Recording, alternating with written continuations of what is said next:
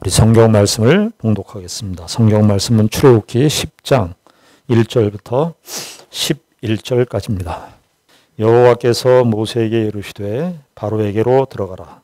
내가 그의 마음과 그의 신하들의 마음을 완강하게 함은 나의 표징을 그들 중에 보이기 위함이며 네게 내가 애굽에서 행한 일들 곧 내가 그들 가운데서 행한 표징을 내 아들과 네 자손의 귀에 전하기 위함이라. 너희는 노아인 줄을 알리라. 모세와 아론이 바로에게 들어가서 그에게 이르되 히브리 사람의 하나님 여호와께서 말씀하시기를 내가 어느 때까지 내 앞에 겸비하지 아니하겠느냐. 내 백성을 보내라. 그들이 나를 섬길 것이라.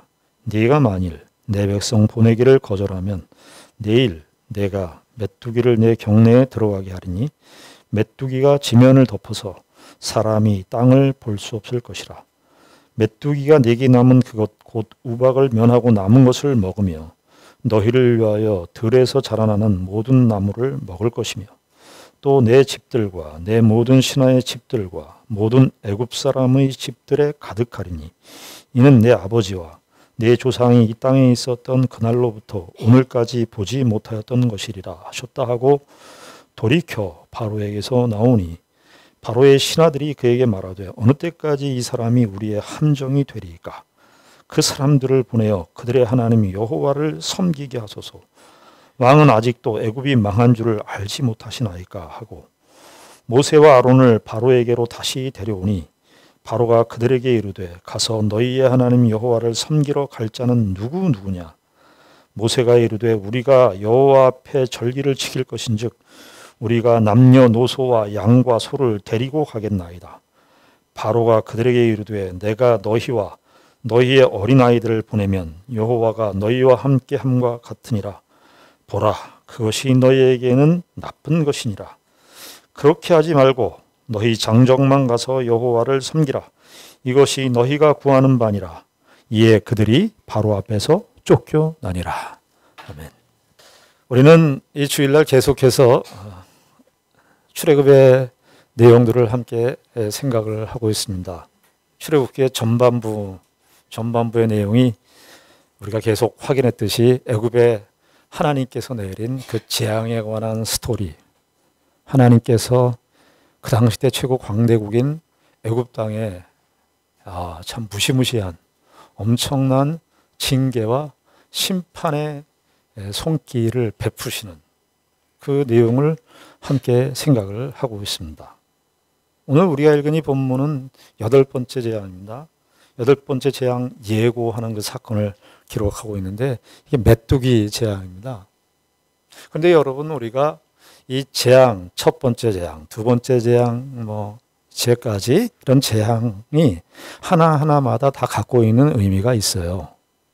그것은 그냥 하나님께서 그냥 마구잡이로 그냥 어떤 재료를 택해서 그냥 이렇게 벌을 주시고 하는 것이 아니라 그 당시 때 이집트 사람들이 섬기고 있었던 그 우상들을 무력화시키는 것이었어요. 저들이 믿고 섬기고 있던 것들.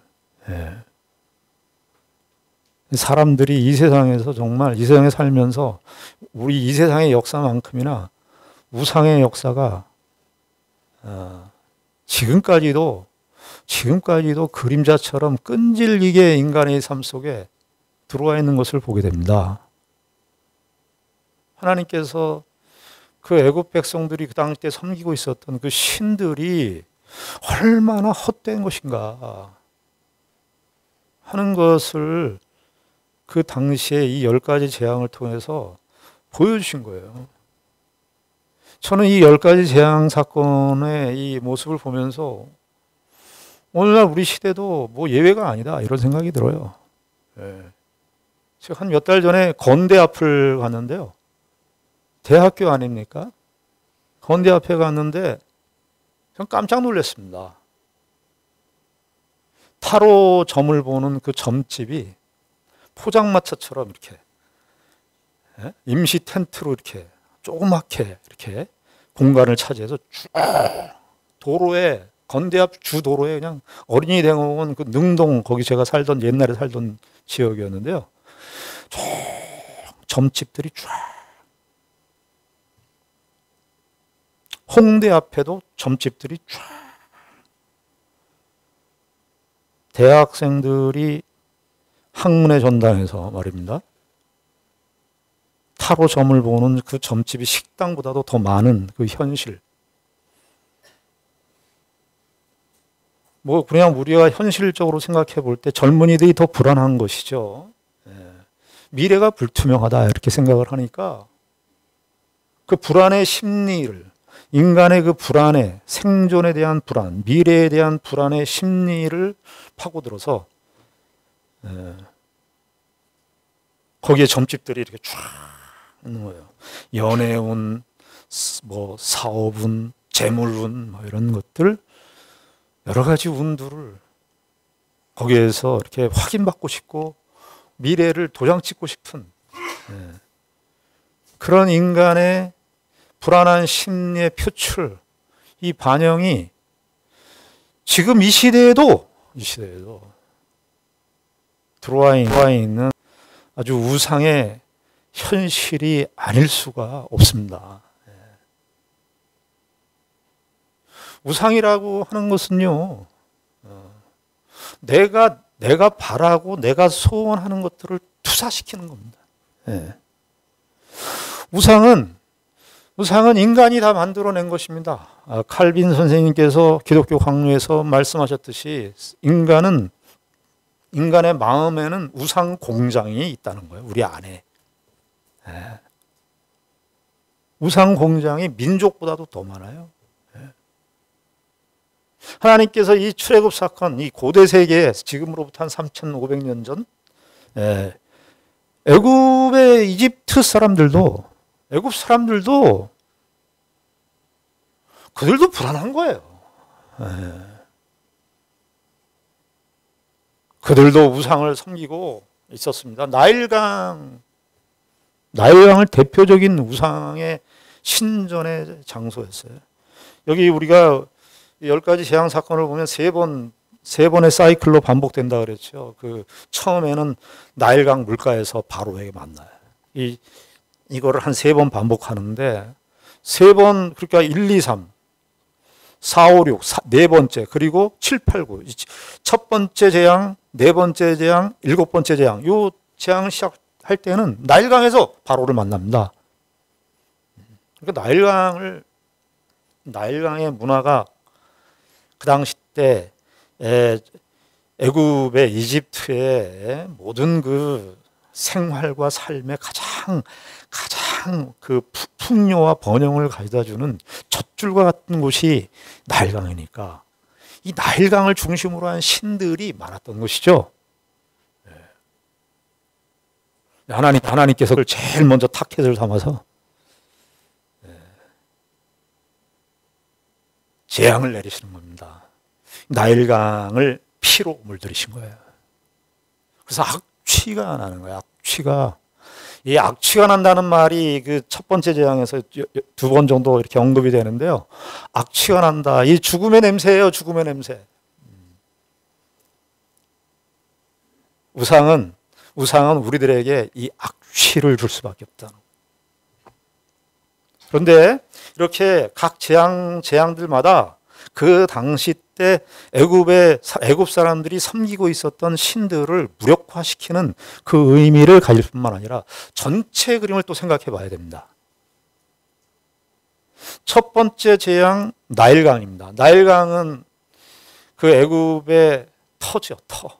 애굽 사람들의 문화와 번영과 그들의 삶의 모든 것들이 그 나일강의 터 위에서 바닥에서부터 서 있었어요.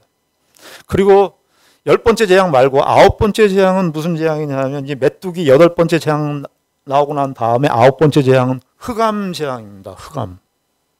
그러니까 첫 번째 재앙부터 9번째 재앙까지를 가만히 보게 되면 전체 그림이 어떻게 되냐면 밑바닥서부터 태양을 가리는 거예요. 흑암 재앙이니까. 그러니까 이 재앙이 그 당시 때 애굽 사람들이 살고 있는 모든 공간, 그 나일강과 태양이 있지 않습니까?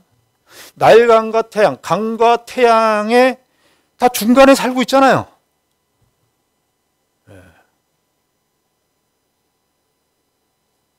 그래서 강과 이 태양, 이 공간 안에 있는, 그래서 이제 뭐 이재앙, 뭐 파리재앙, 가축이 죽는 재앙, 사람에게 종기가 나는 재앙, 메뚜기 재앙, 우박 재앙, 이런 모든 것들이 다 공간 안에서, 그 태양과 나일강 공간 안에서 다 일어나는 재앙입니다. 특별히 뭐 우리가 9번째 재앙, 물론 10번째 재앙도 아주 심각한 재앙이지만, 최종적인 재앙이지만, 그 9번째 재앙은 흑암 재앙을 내리셨다는 것은 무슨 사인이냐면은 하나님께서 원래 창조하시기 전에 원래의 상태,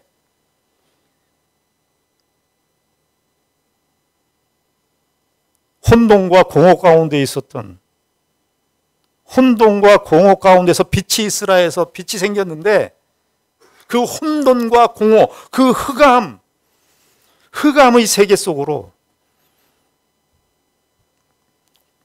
하나님께서 애굽 백성들에게 또 이스라엘 백성들에게 보여주시는 재앙이었습니다. 그 이야기는 10가지 재앙을 통해서 우리에게 하시고 싶은 이야기는 온 세상과 온 만물, 하늘과 땅을, 그리고 이 하늘과 땅 사이에서 살고 있는 너희들의 삶의 운명, 누구에게 달려있는가? 누가 주장하시고, 누가 다스리시며, 누가 통치하시느냐? 이것을 이 재앙의 사건을 통해서 그 당시 때 애굽 백성들뿐만 아니라 여기 오늘 10장 2절에 나와 있는 것처럼 자손의 귀에 들리게 하라고 했으니까 내 아들과 내 자손의 귀에, 여기 내 아들과 내 자손의 귀에 되어 있지만 내 자손의 자손입니다. 그러니까 오늘 우리까지 이 성경을 읽는 모든 지금 우리의 시대까지 기억하라는 거예요. 누가 온 세상과 온 역사와 이 모든 생사 화복을 주장하시는 분이 누군가? 이 사실을 10가지 재앙을 통해서 우리에게 말해주고 있는 것입니다. 그래서 이 재앙의 하나의 사건도 다 의미가 있어요. 그 당시 애굽 백성들에게. 이 10가지 재앙의 큰 그림, 큰 틀, 우리가 생각해 볼 때, 하나님께서 이 온 세상과 만물을 지으신 하나님께서 이 세상을 진정으로 통치하시고 다스리시는 분이구나. 그 하나님을 과연 우리가 어떻게 해야 될까 하는 것을 질문을 던지는 성경이 출애굽기입니다. 그런데 오늘 이 8번째 재앙을 시작하면서 메뚜기 재앙인데 그 이전까지의 재앙은 이제 하나님께서 모세를 통해서 바로에게 이렇게 말씀을 전달하고 재앙을 예고를 하고 재앙이 있고 나서 이제 하나님께서 그 재앙을 행하시면 그 다음에 맨 마지막에 바로의 마음이 완악했다. 바로의 마음이 완강했다. 마지막에 나왔어요. 항상 언급이. 바로에 대한 언급이. 바로의 마음이 완악했다. 그래도 돌이키지 않았다. 바로의 마음이 완강했다. 이렇게 7번째 재앙까지는 그런 흐름으로 가다가 이 8번째 재앙 예고를 하는 이 맥락 속에서는 바로가 첫 번째 등장합니다. 10장 1절에 보면은 여호와께서 모세에게 이르시되 바로에게로 들어가라. 내가 그의 마음과 그의 신하들의 마음을 완강하게 함은 나의 표징을 그들 중에 보이기 위함이며. 바로의 마음이 완강했다. 이 뒷부분에 나올수록 여호와께서 완강하게 했다. 이 표현 제가 한번 설명을 드렸죠. 그 의미는 뒷부분으로 갈수록 하나님께서 내버려 두셨다 이런 표현인 거예요. 그런데 그 바로의 마음이 완강했다, 하나님께서 바로의 마음을 완악하게 하셨다, 이런 표현이 그 전까지는 재앙이 끝난 시점에서 결과적인 언급으로, 항상 결론적인 언급으로 묘사되어 있었는데요. 이 여덟 번째 재앙을 시작하는 데서는 바로가 처음 등장하는, 바로의 마음이 완악했다, 바로의 마음이 완강했다. 바로가 초점입니다. 사실은 메뚜기 재앙보다도, 메뚜기 재앙도 의미가 있지만 바로가 초점이라고 하는 사실을 여기 10장에서 여덟 번째 재앙을 내용을 통해서 우리가 확인하게 됩니다. 자, 그런데 여기 2절에 보면은 내가 애굽에서 행한 일들 곧 내가 그들 가운데서 행한 표징을 네 아들과 내 자손의 귀에 전하기 위함이라. 너희는 내가 여호와인 줄을 알리라. 그러면서 3절에 보시면은, 2절은 조금 이따가 설명을 하겠습니다. 3절을 보시면 바로의 이야기를 하는 중이니까 3절에 보면은 모세와 아론이 바로에게 들어가서 그에게 이르되 히브리 사람의 하나님 여호와께서 말씀하시기를 네가 어느 때까지 내 앞에서 겸비하지 아니하겠느냐. 여러분, 이 첫 번째 재앙부터 일곱 번째 재앙까지 모세가 바로에게 들어가서 그냥 재앙 예고만 했었어요. 그런데 오늘 이 여덟 번째 재앙을 예고하는, 이 메뚜기 재앙을 예고하는 이 맥락 속에서는 모세가 그 전에 한 번도 얘기하지 않았던 바로에게 직접 얘기하는 부분이 나오는 거예요.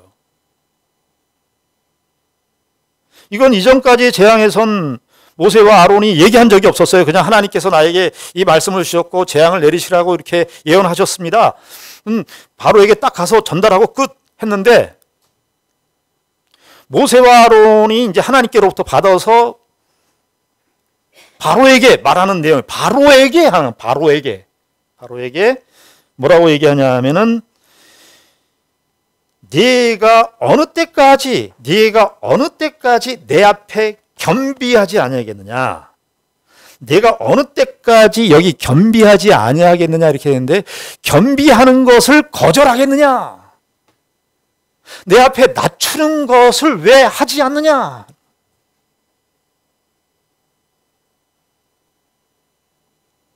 바로는 모세가 이 말을 했을 때 세상에, 바로는요 모든 것을 다 자기 밑에 둔 사람입니다. 모든 것을 다 자기 휘하에 둔 사람입니다. 여러분, 그 애굽에는 피라미드라는 것이 있어요. 피라미드라고 하는 것이 그냥 단순히 건물만이 아니에요.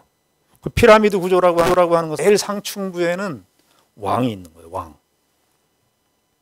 그리고 그 밑에 장관, 혹은 우리식으로 얘기하면 장관, 그 다음에 군인, 장교, 등등에 있다가 맨 아래에는 노예가 있는 거예요. 그 당시 때도 피라미드가 있었어요. 그 피라미드 건물은 단순히 건축물이 아니라 그 당시 때 사람들의 생각과 삶의 내용들을 반영한 것이 피라미드였습니다. 그 가장 정점에, 피라미드의 정점에 누가 있냐면 파라오가 딱 있는 거예요. 바로에게 왜 어느 때까지 당신은 낮추지 않을 것입니다. 내 앞에 그러니까 하나님 앞에, 하나님의 면전이, 내 앞이라고 하는 것은 하나님의 얼굴이라는, 내 얼굴 앞에, 하나님의 임재 앞에 자신을 낮추지 않느냐. 야, 이거 모세가 이 말을 바로에게 물론 하나님께서 그렇게 말씀하시라고 했으니까 모세가 바로에게 이 말을 전달했습니다만, 얼마나 대단한 말입니까? 바로가 이 말을 들을 사람입니까? 우리는 이 바로를 보면서 우리는 어떻습니까? 우리도 결국 신앙생활 하면서 우리가 인간관계를 맺고 살아가는데요. 결국에는 다 내 밑에 두고 싶은 거예요.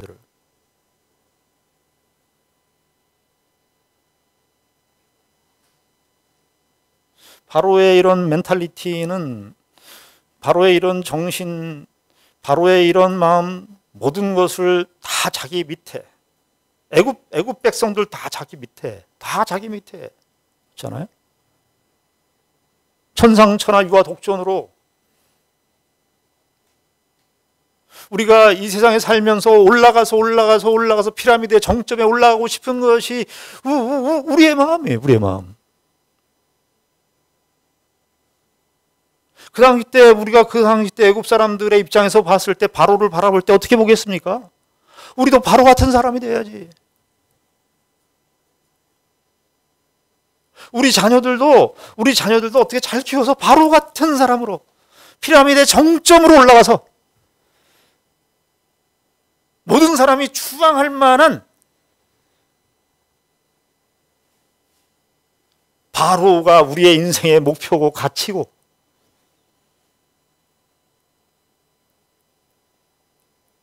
그런데 그 바로를 향하여 하나님께서 모세를 통해서 하신 말씀이 왜 어느 때까지 낮추지 않겠습니까? 오늘 우리에게 주시는 말씀입니다. 어느 때까지 너 자신을 그렇게,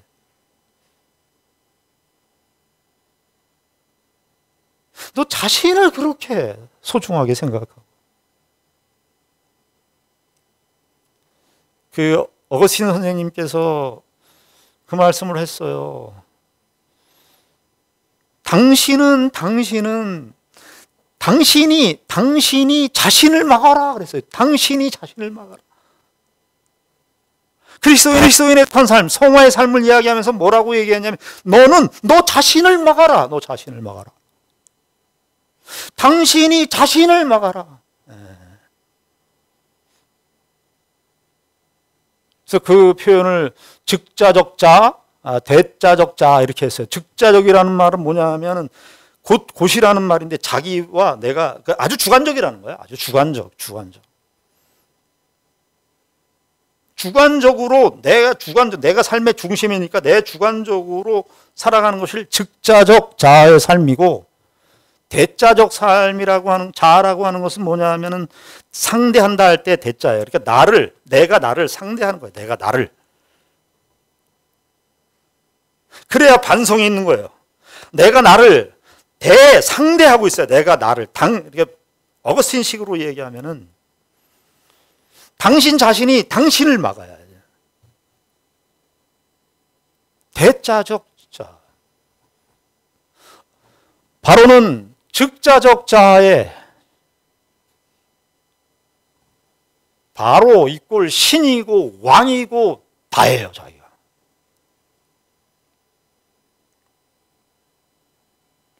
십장 1절에 바로를 가리켜서 계속해서 여러 번 나왔지만 완강하게 했다는 말이 무겁다라는 말이었습니다. 바로가 무거운 거예요. 이거 지난번에도 얘기했듯이 바로 스스로도 얘기하지 않고 어느 누구도 얘기하지 않았어요. 바로 스스로도 이야기하지 않고 신하들도 얘기하지 않았어요. 하나님만이 얘기하는 거예요. 하나님만이 바로를 향하여.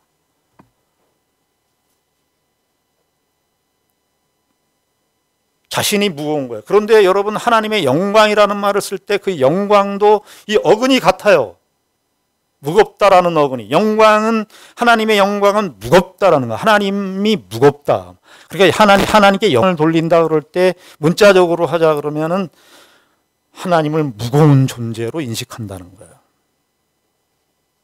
그 얘기는 뭐냐면 이 세상과 모든 만물은 하나님이 무게중심이어서 하나님 중심으로 우리의 인생과 우리의 삶을 바라보고 그것이 하나님께 자신을 낮추는 것인데, 바로는 자기 자신을 무겁게 생각한다는 거예요.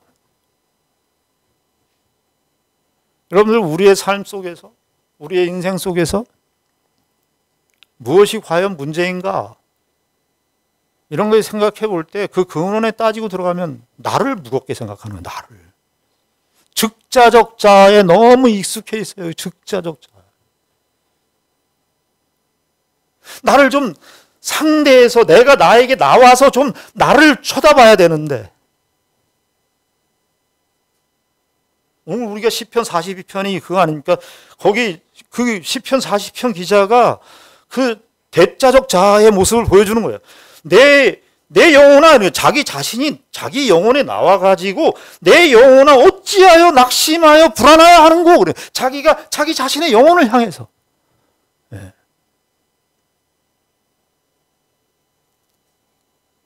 바로는 이 어느 때까지니까 이 말을 이날 두 번 듣습니다. 한 번은 이게 모세로부터 듣고 한 번은 이날 두 번 듣는데 바로의 신하들로부터 듣습니다. 7절에 보십시오. 7절을 보시면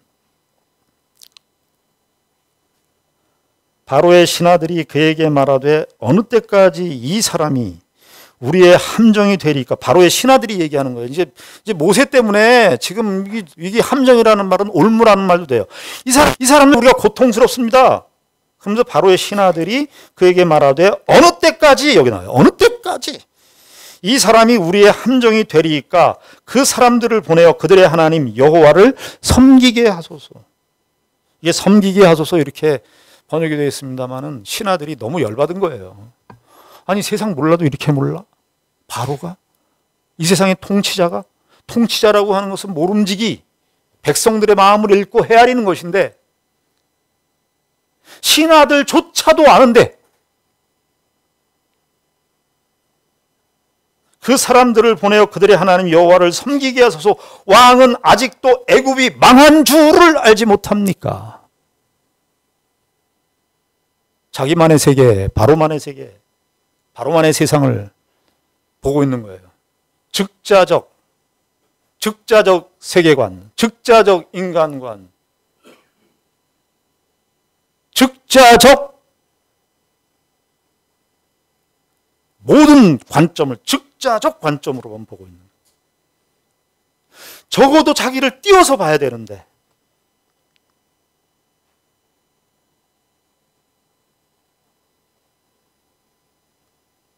그런데 오늘 본문은 이 바로의 이 이야기를 다 통틀어서 10장 2절에 보면은 이 하나님께서 10가지 재앙을 이렇게 하신 그 목적과 의도가 무엇인지를 밝혀주는 말씀입니다. 그 전까지는 하나님께서 바로 이 재앙을 베푸시는 일이 바로에게 하나님이 어떠하신 분인지, 애굽 백성들에게 하나님이 어떠하신 분인지를 알게 하시기 위한 표현으로 지금까지는 그렇게 되어 왔는데 10장 2절에 보면은 그 대상이 조금 달라져요. 너에게 내가 애굽에서 행한 일들 곧 내가 그들 가운데서 행한 표징을 내 아들과 내 자손의 귀에 전하기 위함이라. 여기서 내 아들과 내 자손은 누구예요? 이스라엘이에요. 이스라엘. 모세에게 하는 거예요. 내 아들과 내 자손, 내 아들과 내 자손의 자손에게 전하게 하기 위함이라. 이스라엘 백성들은 단순히 이 재앙을 바라보면서 애굽 백성들, 우리 괴롭혔던 저 애굽 백성들 바로 하나님이 정말 심판하시는 거 너무나 고소하다. 그게 아니라 우리도 알고 와요. 우리도 알아야 돼. 내 자손의 자손에게까지 전하라. 여러분, 우리가 출애굽기를 보면서 여러 가지 질문들이 생길 수 있습니다. 여러분 혹시 이런 질문을 해보신 적 있으십니까? 이 출애굽기의 맥락 속에서 누가 가장 많이 참으실까? 우리 살면서요, 우리가 살아가면서 여러 가지 사람들하고의 삶의 상황과 현실들 속에서 여러분들 그런 생각 가지지 않아요? 내가 진짜 저 사람 참아주고 있어. 내가 정말 치사하고 더러운데 내가 저런 꼴 내가 내가 정말 속이 터지는데 내가 참아주고 있어. 내가 정말 참아주고. 본인만 그럴까요? 본인만 막 참을까요? 저분은 안 참아줄까요? 근데 우리가 우리 출애굽기의 맥락 속에서 등장인물이 지금 어떻게 됩니까? 모세, 바로, 아론, 이스라엘 백성들, 애굽 백성들. 누가 가장 많이 참을까요?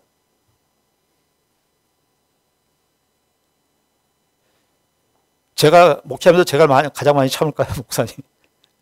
성도들이 참을까요? 가장 오래 많이 참는 존재는 누굴까? 모세일 수도 있고요. 애굽 백성들도 있을 수 있어요. 이스라엘 백성들도 있을 수 있어요. 고난을 당하니까. 그러나 가장 많이 참으시는 분은 했으니까 답이 나오는 거죠. 여호와 하나님이십니다. 왜요? 하나님은 이 10가지 재앙을 하실 필요 없어요. 한 번의 재앙으로 다 끝내실 수 있어요. 그리고 이스라엘 백성들 그저 가나안 땅으로 인도하지 않고 애굽이 훨씬 좋으니까, 물론 가나안 땅도 좋지만 가나안 땅보다 몇백 배 좋은 데가 애굽 땅입니다. 하나님 그렇게 복잡하게 이스라엘 백성들을 끌어내서 홍해를 건너게 하시고 왜 가나안 땅에 인도하시는가? 그렇게 하시지 말고 10가지 재앙하지 말고 딱 한 번의 재앙으로 애굽 백성들 다 물리치시고 이스라엘 백성들 거기다 딱 애굽 두면 되실 걸. 하나님 쪽에서는 누가 가장 참으시는가? 누가 가장 많이 오래 참으시는가? 하나님이십니다. 하나님은 능력을, 이 모든 것을 만물을 말씀 한마디로 창조하실 수 있고 폐하실 수 있는 그 분이신데 제한하시는 거잖아요. 왜 제한하시는 거예요? 왜 이렇게 10가지 재앙을 어떤 면에서 반복적으로 왜 제한하시는 거예요? 우리로 알게 하기 위해서. 우리가 좀 알라고. 왜 우리 신자들의 인생을 왜 이렇게 하루 살다가, 사실은 우리의 인생은 하루살이 인생입니다. 아침에 일어나서 저녁에 우린 잠을 자요. 사실은 하루의 생애입니다. 근데 왜 10년, 20년, 30년, 요즘은 수명이 길어져서 90년, 100년까지 왜 우리의 인생을 이렇게 두시는가? 하나님 알라고.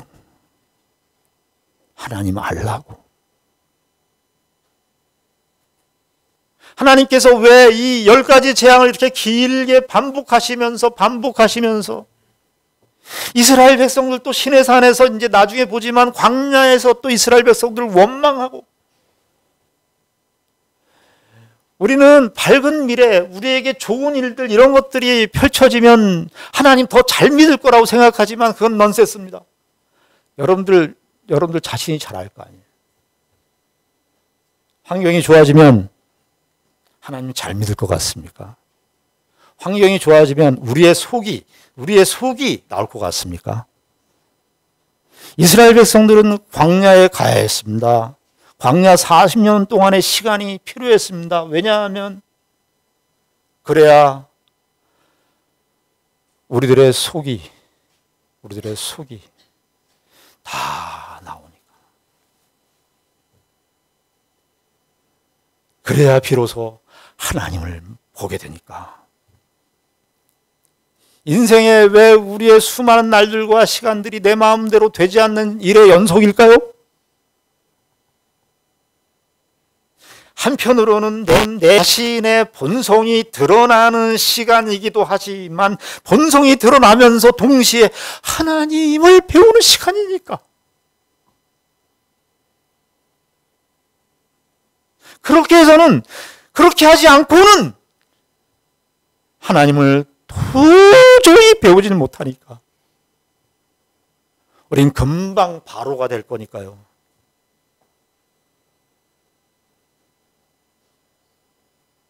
이거를 알게 하시려고 하나님이 오래 참으신 겁니다. 가장 많이 참으신 겁니다. 여러분들 억울하십니까? 내가 가장 많이 참는다고 생각하십니까? 하나님이 가장 많이 참고 계십니다. 여러분들에 대해서. 우리에 대해서. 우리의 인생과 우리의 실수와 우리의 허물과 우리의 죄악된 그런 모습과 이기적인 본성을 하나님이 가장 오래 참고 계세요.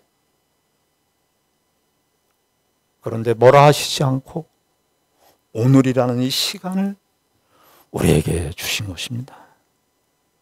그래서 어떤 역사가가 그런 말을 했어요. 과거는 히스토리.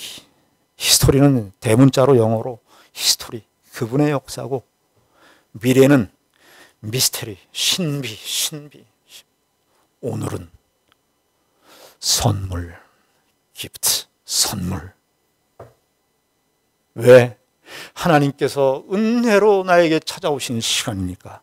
내 실수와 내 허물과 내 이기적인 죄악대로 다 갚으면 설 수 없는 존재인데, 여러분, 우리는 회개도 제대로 못합니다.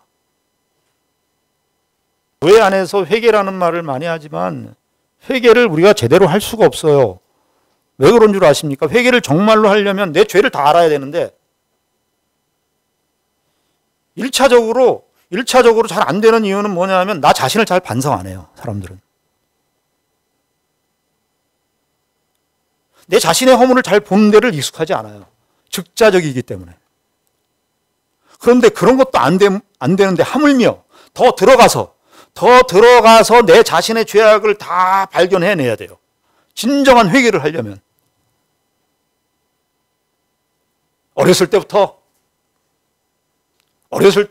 살아온 날들의 모든 죄악들을 다 꺼집어내서 회개를 해야지 정확한 회개인데 회개가 불가능합니다.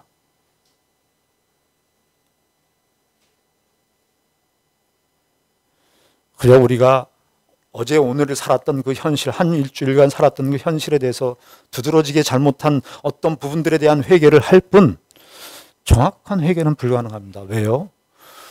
우리의 수많은 그 허다한 죄를 다 우리 스스로도 파악을 못하기 때문입니다. 무슨 말입니까? 주의 은혜로 산다는 말입니다. 오늘을, 이 시간을 저와 여러분들이 매일 마주하는 그 매일매일이 하나님께서 우리에게 선물로 주신 날입니다.